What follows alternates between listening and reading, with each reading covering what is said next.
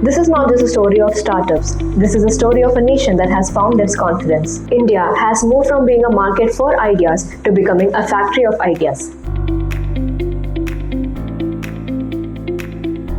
From a country once known for services to a country now known for innovation. This is the story of Startup India and of an India that has awakened. As the Startup India initiative completes a decade, India stands firmly among the world's leading innovation hubs. What began as a policy framework has evolved into a nationwide entrepreneurial movement, reshaping the economy, empowering a new generation, and redefining who gets to build the future. This is not merely economic growth, it is the foundation of a new India. By December 2025, India had more than 2 lakh DPIIT recognized startups, making it one of the largest startup ecosystems in the world.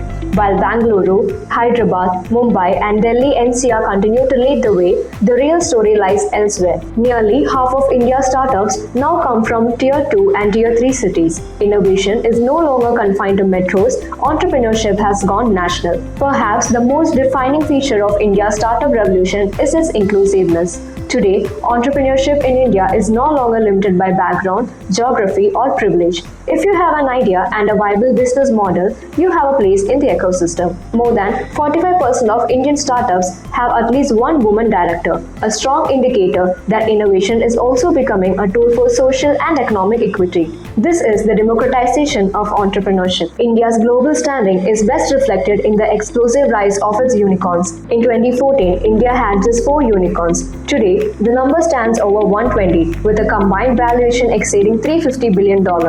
This growth signals something deeper: global investor confidence in India's markets, talent, and long-term vision. Indian startups are not just building apps, they are reshaping everyday life.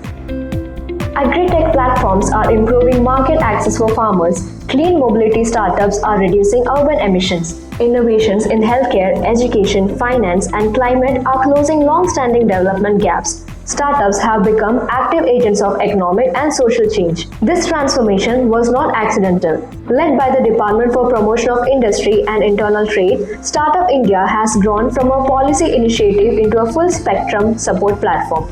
Funding mechanisms, credit guarantees, seed capital, mentorship networks, and digital connectivity now support founders at every stage, from idea to market entry.